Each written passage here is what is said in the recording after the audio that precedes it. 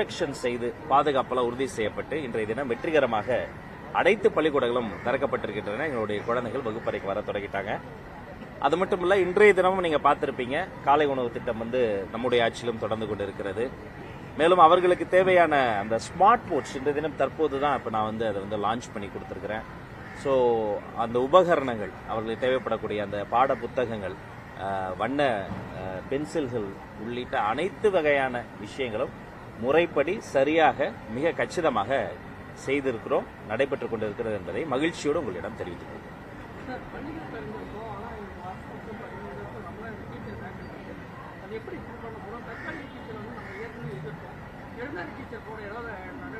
ஏற்கனவே ஒரு முறை நான் குறிப்பிட்டதை போல தென்னந்தர் அங்கங்கு எப்போது என்னென்ன பணியிடங்களை நிரப்ப முடியுமோ அதையெல்லாம் துறை சார்ந்த நடவடிக்கையின் மூலமாக செய்து கொண்டிருக்கிறார்கள்.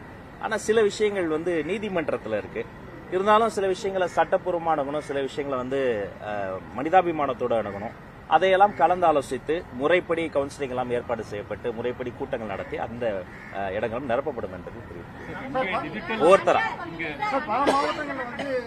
போதிய பாதுகாப்பு பள்ளிக்கூடத்தில் மடிக்கணிகள் நிறைய திருப்பி போயிருக்கு சார். இது வரைக்கும் ஒரு 100-200 இடத்துல இந்த மாதிரி திருப்பி போயிருக்கு. அது போதுமான பாதுகாவலர்கள் போடப்படுமா? இல்ல, அதை பற்றி குறைகள் முறைப்பாடு செய்யப்படுகிற பொழுது அவர்கள் மீது கடுமையான நடவடிக்கை எடுக்கும். இது அந்த குழந்தைகளுக்கு சொந்தமானது. அதுல எங்களுக்கு காம்ப்ரமைஸே ஆக மாட்டோம். அது மட்டும் கிடையாது, எந்த வகையிலையும் அங்க எந்த ஒரு திருட்டு சம்பவமோ அசம்பாவிதமோ நடைபெறாம இருக்கணும்.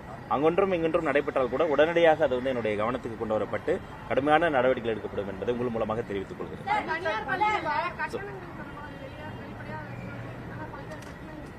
நான் மீண்டும் சொல்லிக்கிறேன், தனியார் பள்ளிக்கூடங்கள் நீங்க எவ்வளவு ஃபீஸ் வாங்குறீங்க, ஃபீஸ் ஸ்ட்ரக்சர் என்பதை டிரான்ஸ்பரண்டா போட்டே ஆகணும். உங்க வெப்சைட்ல நீங்க டிரான்ஸ்பரண்டா போட்டீங்களா அப்படிங்கறத நானும் செக் பண்ணிக்கிட்டே இருப்பேன்.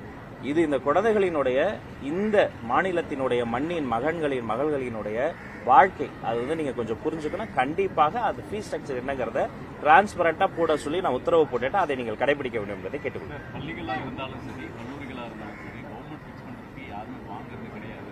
அது மோஸ்ட்லி எல்லாருக்கும் தெரியும். சொன்னாலும் அவங்க அதை ஃபீஸ் நிறைய சார்ஜ் பண்ணதான் செய்யறாங்க.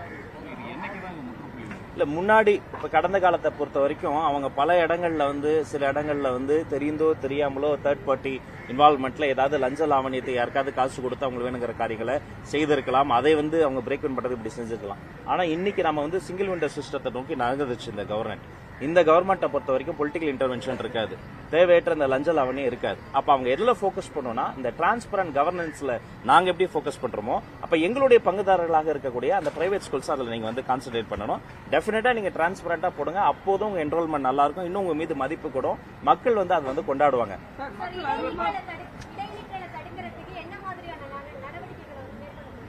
அந்த எந்த பள்ளிக்கூடத்துல அந்த குழந்தைகள் இடைநிற்றல் இருக்கு, என்ன காரணத்தினால இருக்கு, சோசியல் ஸ்டிக்மா இருக்கா, பொருளாதார ப்ராப்ளமா, இல்ல அந்த குடும்ப பின்னணியில் ஏதாவது ப்ராப்ளமாங்கிறத அந்தந்த மாவட்ட நிர்வாகத்தை சார்ந்தவங்க எல்லாம் நாங்க கணக்கெடுக்க சொல்லியிருக்கிறோம்.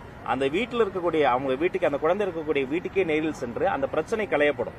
அவர்களுக்கு ஏதாவது ஒரு பொருளாதார உதவியோ இல்ல வேற ஏதாவது சமூகம் சார்ந்த பிரச்சனை இருந்தா அது பேசி சரி செய்யப்படும். முன்பை விட இடைநிற்றல் மிகவும் அதிகமாக குறைந்திருக்கிறது. இன்னும் அந்த இடைநிற்றல் இந்த சின்ன கேப்பை கூட நாங்க பிக்ஸ் பண்ணுவோம்.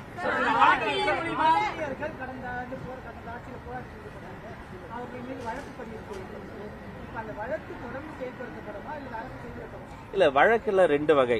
ஒன்னு நேரடியாக நீதிமன்றத்தை அணுகிற பொழுது அது நீதி பரிபாலனத்துல நம்ம தலையிடக்கூடாது. அங்க போய் முறைப்படி அந்த வழக்குல நம்ம என்ன சொல்லணுமோ அதை பேசி அவர்கள் கூட தான் நாங்க நிக்கிறோம். ரெண்டாவது, அவர்கள் மீது வேற ஏதாவது இந்த வெஞ்சன்ஸோட அமைப்புகள் மீது, சங்கங்கள் மீது ஏதாவது அப்படி போட்டிருந்தாங்கன்னா அதெல்லாம் நாங்க என்டர்டெயின் பண்ண மாட்டோம். அதை நாங்க கைவிடுவோம். இல்ல, கோரிக்கைகள் அது கோரிக்கைகளுக்கு தான் சொல்றேன். அந்த கோரிக்கைகள்லாம் என்னென்ன சங்கத்துக்கு என்னென்ன கோரிக்கைகள்னு இப்ப கூட பாத்தீங்கன்னா ஆக்சசபிளா என்னை பார்த்துட்டு அவங்க எல்லாம் சந்தித்து அந்த கோரிக்கைகள் எல்லாம் வாங்கி நான் வச்சு டேபுலேஷன் பண்ணிக்கிட்டு தான் இருக்கிறேன். அதெல்லாம் அந்த கோரிக்கைகள் மீது நல்ல முடிவு எடுக்கணுங்கிறதா எங்களுடைய எண்ணமும். முன்பு இந்த துறைக்கு அமைச்சர்களாக இருந்த 2 பேர் இப்போ ஒரு மூத்த அமைச்சரும் இப்பயும் அரசுல இருக்காரு. 2 பேருமே பாத்தீங்கன்னா ஒரு அமைச்சர் டிபிஐ வளாகத்துல விடிய மனுக்கள் எல்லாம் வாங்கினாரு. இன்னொரு அமைச்சர் சார் பிடி தியாகராஜர் ஹாலில் விடிய அதிகாலை 3 மணி வரைக்கும் மனுக்கள்லாம் கிட்டத்தட்ட 85 சங்க நிர்வாகிகள்கிட்ட வாங்கினாங்க. அதுல பாசிபிளான கோரிக்கைகளை நிறைவேற்றி இருந்தா கூட ஒரு பாதி பிரச்சனை முடிஞ்சிருக்குமே. அதான் 15 ஆண்டுகளாக அவங்க நிறைவேற்றல. அதை 15 நாட்கள்ல நிறைவேற்றணும் உங்களுடைய எதிர்பார்ப்பு இருக்கு. ஆனா நான் என்ன சொல்றேன், வாங்கி வைக்கிறது மட்டும் கிடையாது, அந்த ஒரு டெக்னிக்கல் ப்ராசஸ் இருக்கு. அதிகாரிகள்கிட்ட பேசணும், கிரீவன்சஸ் மீட்டிங் போடணும், தனித்தனியா சீக்ரிகேஷன் பண்ணணும், ஒரு மிடில் பாயிண்ட்டுக்கு நகரணும். சில விஷயங்களுக்கு நிவாரணம் தீர்வா இருக்கும், சில விஷயங்களுக்கு நிரந்தர பணி தீர்வா இருக்கும். அப்ப எந்த விஷயத்துக்கு எது தீர்வுங்கிறது அவங்க சம்பந்தப்பட்டவங்களோட வச்சு பேசணும். அதை நோக்கி தான் நம்மளும் நகர்றோம். பணியில் இருக்கக்கூடிய ஆசிரியர்களுக்கு அந்த தேர்வு எழுத வேண்டிய கட்டாயம் இருக்கு. சுப்ரீம் கோர்ட் ஆர்டர் படி அதை மத்திய அரசு சிறப்பு கவனம் பெற்று அந்த இதை விலக்கு அளிக்கணும்னு சொல்லி ஏற்கனவே இருந்த அரசு வெளியிட்டு இருந்தாங்க. ஏற்கனவே அந்த அமைச்சர் சொன்னாங்க.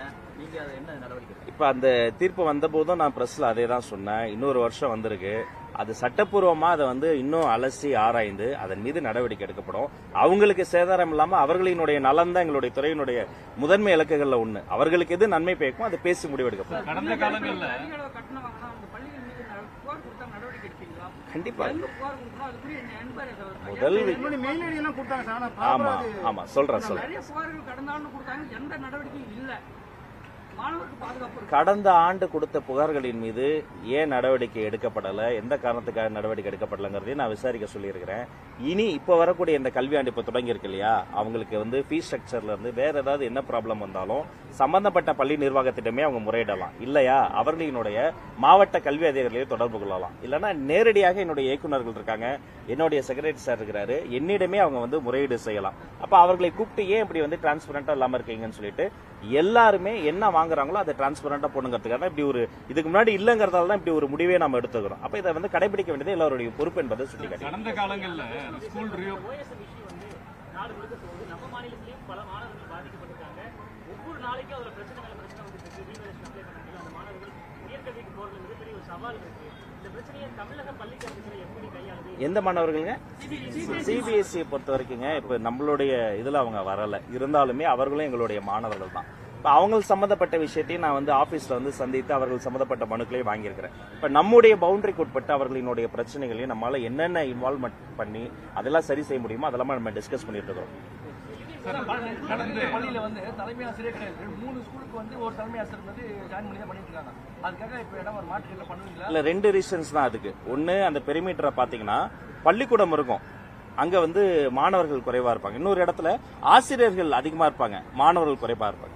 ரெண்டு பேருமே கரெக்டான இத்தனை மாணவர்களுக்கு இத்தனை ஆசிரியர்கள், இத்தனை வகுப்பு வரைக்கும் 5th ஸ்டாண்டர்ட் வரைக்கும் 3rd ஸ்டாண்டர்ட் வரைக்கும் இவ்வளவு, 8th வரைக்கும் இவ்வளவு, அப்புறம் 9, 10, +1, +2க்கு இத்தனை மாணவர்களுக்கு இத்தனை ஆசிரியர் ஒரு ரேஷியோ இருக்கு. அந்த ரேஷியோ சரி செய்யப்பட்டாலே இந்த பிரச்சனை சரியும். அதற்கான முயற்சியும் செய்து கொண்டிருக்கோம். ஒரு வகுப்புக்கு ஒரு ஆசிரியரா?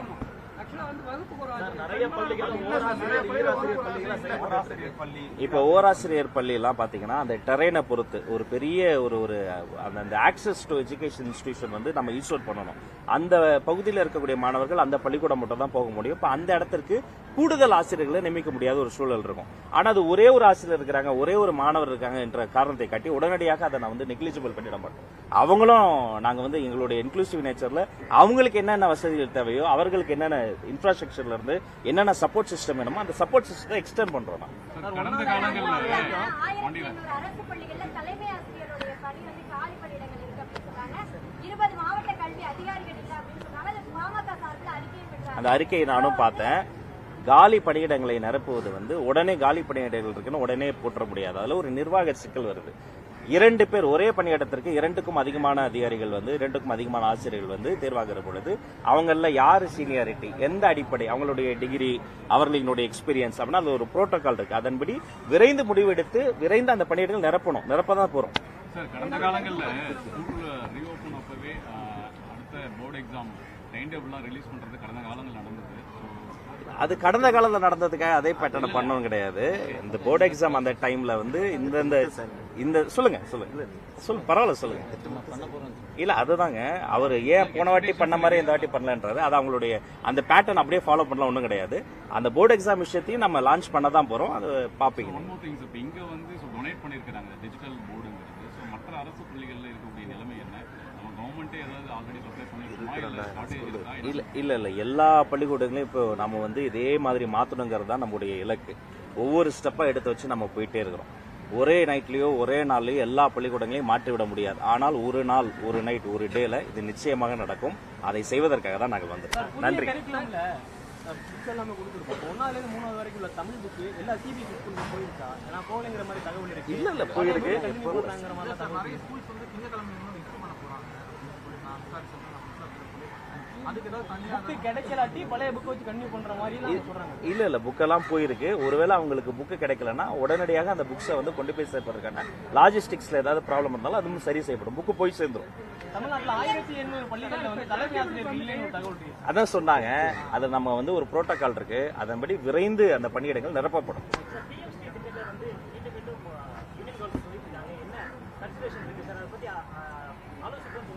ஆமா சார். அதாவதுங்க, நம்முடைய இருமொழி கொள்கையில எந்த வகையிலையும் நம்ம வந்து மாற போறதே கிடையாது. இது வந்து ஒரு பிடிவாதமோ விதண்டாவாதமோ கிடையாது. இங்க பிள்ளைகளுக்கு, இந்த நாட்டிற்கு, நம்முடைய கல்வி சூழலுக்கு அது தேவை. நாங்க வந்து தமிழ் மட்டும் தான் அப்படின்னு சொல்ல, அந்தந்த மற்ற மாநிலங்கள்லயும் அப்படிதான். அந்தந்த தாய்மொழியில ஒரு குழந்தை வேகமா கற்றுக்கொள்ள முடியும். சர்வதேச அளவில் கல்வி சார்ந்த நிபுணர்கள் சொல்வது அதுதான். ஒவ்வொரு குழந்தைக்கும் அந்தந்த குழந்தைக்கு அந்த தாய்மொழி மூலமாக தான் வேகமான கற்றலை, திறன் சார்ந்த கற்றலை நம்ம வந்து சாத்தியப்படுத்த முடியும். ஒரு குழந்தைகிட்ட வீட்டில் நம்ம எந்த மொழியில பேசுறோமோ வகுப்பறையில் அந்த மொழியில பேசும் பொழுது அதோடைய சிந்திக்கும் ஓட்டம் வந்து சீராகும். நீங்க வகுப்புல வேற மொழியில பேசுகிற பொழுது அதற்கு ஒரு வயசு தேவைப்படுகிறது. அப்ப உலகத்தோட தொடர்பு கொள்வதற்கு ஆங்கில மொழியை நம்ம பயன்படுத்துறோம். அதன் பிறகு அதுல பல்வேறு விஷயங்கள் இருக்கு. ஒரு 4-5 மேட்டர்ல நம்ம வந்து கான்ட்ரடிக்ஷன் இருக்கு. அதனால இதை காரணம் காட்டி நாங்க வந்து ஃபண்டு தரமாட்டோம் என்று சொல்வது வந்து ஏற்புடையதல்ல. நிச்சயமாக இங்கோ அல்லது டெல்லிக்கோ சென்று கூட நேரில் கூட சென்று நாங்கள் பேசுவதற்கு தயாராக இருக்கிறோம். இதுதான் எங்கள் நிலைப்பாடு. ரெண்டு கேள்வி.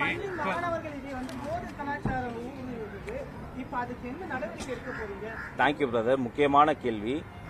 என்னுடைய குழந்தைகளுக்கு நான் தான் சொல்வேன், கல்வியில் வெல்வதை விட ஒரு பெரிய போதை கிடையாது.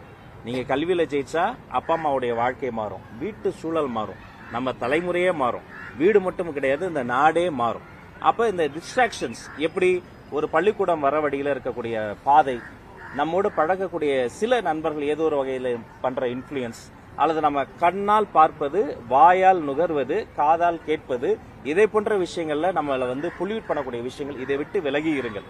உங்களுக்கு ஒருவேளை அப்படி யாராவது உங்களை வந்து அப்ரோச் பண்ணாங்கன்னா கூட உடனடியாக உங்கள் தலைமை ஆசிரியரிடம் நேரடியாக வந்து நீங்கள் வந்து கம்ப்ளைண்ட் பண்ணலாம்.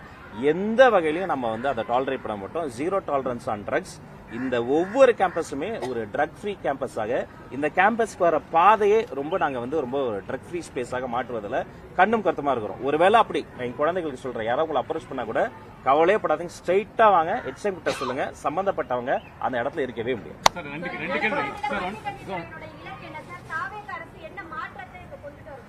அனைவருக்கும் கல்வி ஆரோக்கியமான கல்விமா.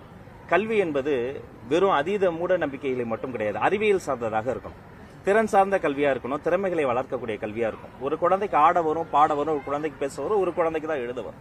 அப்ப ஆடவர குழந்தையை ஆடவும் பாடவும் பேசவும் அவர்களின் தனித்தன்மையை வளர்ப்பதற்குமான ஒரு கேட்டலிஸ்ட் தான் அந்த கேம்பஸ். கல்வி என்பது என்ன, வெறும் கட்டிடமா உபகரணமா கிடையாது. கல்வி என்பது இங்க இருக்கக்கூடிய இந்த டீச்சர்ஸும் அந்த ஸ்டூடெண்ட்ஸும் அந்த கற்றலை, அந்த கல்வியை அந்த குழந்தைகளுக்கு தருவதற்கான அந்த டீச்சர்ஸ் வந்து அதை மட்டும் போக்கஸ் செய்வதற்கு அவர்களுக்கு தேவையான வசதிகளை செய்து தந்திருக்கிறோம். இப்ப அந்த மாணவர்கள் தரக்கூடிய அந்த பயிற்சிகளை வாங்கி உள்வாங்கி அவர்களினுடைய திறமை வளர்த்துக் கொள்வதற்கு அவர்களுக்கு ஒரு என்ஹான்ஸ்டு ஒரு என்விரான்மெண்ட்டை தரும்.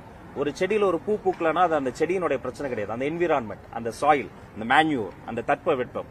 ஒரு பிள்ளைக்கு ஒரு குழந்தைக்கு பாட வரல, படிக்க வரலன்னா அது குழந்தையினுடைய பிரச்சனையே கிடையாது. அதோட என்விரான்மெண்ட், குடும்ப சூழல், கல்வி சூழல், வகுப்பறை சூழல். அப்ப இந்த குடும்ப சூழலையும் கல்வி சூழலையும் வகுப்பறை சூழலையும் மேம்படுத்தி இந்த கல்வியை சமத்துவமான கல்வியா, எல்லோருக்குமான சமூக நீதி கல்வியா, எல்லோரையும் உள்ளடக்கிய கல்வியா, இன்க்ளூசிவா. இப்ப சில இடங்கள்லாம் பாத்தீங்கன்னா புள்ளி நடக்கும், என்ன உருவ கேள்வி நடக்கும், அந்த குழந்தையினுடைய ஒரு குழந்தைக்கு ஒரு தித்துப்பல் இருக்கும், ஒரு குழந்தையினுடைய நிறம், ஒரு குழந்தை எப்படி நம்ம வந்து உயர்கல்வியில ரேகிங் அறவே ஒழித்தோமோ அதே மாதிரி இங்க இருக்கக்கூடிய இந்த பள்ளி கல்வியில அந்த குழந்தையை டிஸ்ட்ராக்ட் பண்ணக்கூடிய போதையாக இருக்கட்டும், மற்ற பொல்யூட் பண்ணக்கூடிய விஷயங்களா இருக்கட்டும், அனைத்தையும் கலைந்து ஒரே இலக்கு, உன்னத இலக்கு, அனைவருக்கும் கல்வி, ஆரோக்கியமான கல்வியை நோக்கி நாங்க வந்து உடற்கல்வி உட்பட எல்லாத்தையும் சென்று சேர்றதுதான் எங்களுடைய இலக்கு. ரெண்டே கேள்வி. விரைவில் பட்ஜெட் செக்ஷன் ஆரம்பிக்க போகுது. ஸோ ஹையஸ்ட் பட்ஜெட் அலோகேஷன் வந்து நம்ம ஸ்கூல் எஜுகேஷனுக்கு தான். ஸோ இந்த முறை பட்ஜெட் அலோகேஷன் எவ்வளோ இருக்க வாய்ப்பு இருக்கு? புதிய திட்டங்கள் ஏதாவது வரதுகள் வாய்ப்பு இருக்கா? ரெண்டாவது, மேனிஃபெஸ்டோவில் உங்களுடைய மேனிஃபெஸ்டோவில் ஸ்கூல் எஜுகேஷன் ரிலேட்டடாக நிறைய அறிவிப்புகள்லாம் வந்திருக்கு. அது எப்போ இம்ப்ளிமெண்டேஷன் வருங்கிற எதிர்பார்ப்பும் நிறைய பேர் மத்தியில் இருக்கு. இது ரெண்டு கேள்வி. சின்ன திருத்த சகோதரருக்கு, ஹையஸ்ட் அலோகேஷன் சொல்லாதீங்க, மோஸ்ட் டிசர்விங் அலோகேஷன் சொல்லுங்க. இது ரிட்டர்ன் ஆன் இன்வெஸ்ட்மெண்ட் பார்க்குற விஷயம் கிடையாது. 1 ரூபா போட்டு 2 ரூபா எடுக்கிறது முதல் கிடையாது. இது லாப கணக்கு கிடையாது. இது என்னுடைய கடமை. இந்த குழந்தைகளுக்கு ஸ்பெண்ட் பண்ணாம நாங்க எந்த குழந்தைக்கு ஸ்பெண்ட் பண்ண போறோம்? இப்படி ஸ்பெண்ட் பண்ணப்பட்ட ஒரு கேம்பஸ்ல இருந்து தான் மயில்சாமி அண்ணாதுரை வந்தாரு, இஸ்ரோ சிவன் வந்தாரு, எங்க ஐயா கலாமே அப்துல் கலாமே அப்படிதான் வந்தாரு. அதனால இது மோஸ்ட் டிசர்விங் டிபார்ட்மெண்ட். இன்னும் கூட நிறைய தேவைப்படுது, இருக்கிறதே எனக்கு பத்தல, இன்னும் நிறைய தேவைப்படுது. அங்கங்க லீக்கேஜ் இருக்கு, அந்த லீக்கேஜ்லாம் சரி செய்யப்படணும். ஒரு உதாரணம் சொல்றேன், காலை உணவுல ஒரு 10 பேர் சாப்பிட்றாங்கன்னா அதற்கான ஒரு ஃபண்ட் அலோகேட் ஆகுது. ஆனா உண்மையிலேயே 10 பேர் சாப்பிட்றதா கணக்கு கட்டிட்டு ஒருவேளை 8 பேர் தான் சாப்பிட்றாங்க, 2 பேரை வந்து போகஸா கட்டிட்டாங்க, மிடில்மேன் ஏதோ பண்றாங்கன்னா அவங்க மீது கடுமையான நடவடிக்கை எடுக்கப்படும். உபகரணங்கள் கொடுக்கறதுல ஊழல் பண்றாங்க, டெண்டர்ல முறைகேடு பண்றாங்க, கடுமையான நடவடிக்கை எடுக்கப்படும்.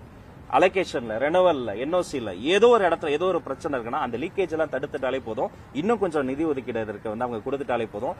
ஒரு நாள் இந்த கல்வி கனவுகள் பலிக்கும். அனைவருக்கும் நன்றி. மேனிஃபெஸ்டோ பத்தி கேட்டேன். சாரி, மேனிஃபெஸ்டோல சொன்னதும் ஒரே நிமிஷம், ஒரு செகண்ட். கல்வி சார்ந்த மேனிஃபெஸ்டோல சொன்னதும் இதே மாதிரி அதிகாரிகளினோடு கலந்து பேசி நிதி நல்கை பெற்று நிதி ஒதுக்கீடு பெற்று நிச்சயமாக நிறைவேற்றப்படும். இன்னொரு கொஸ்டின் சார்.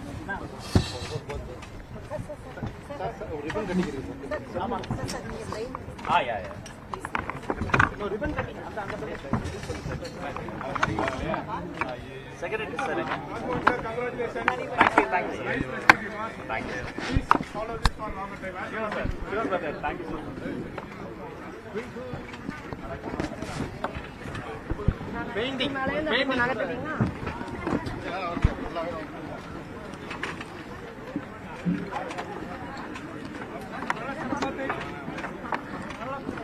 அடுத்த ஒரு முக்கியமான கேள்வி கேட்டிருந்தா பதில் சொல்ல யோசிப்பாரு. டென்ஷன் ஆகிடும். ஹெல்த் மினிஸ்டர் ஒன்று சொன்னார் தெரியுமா? Health minister Arunraj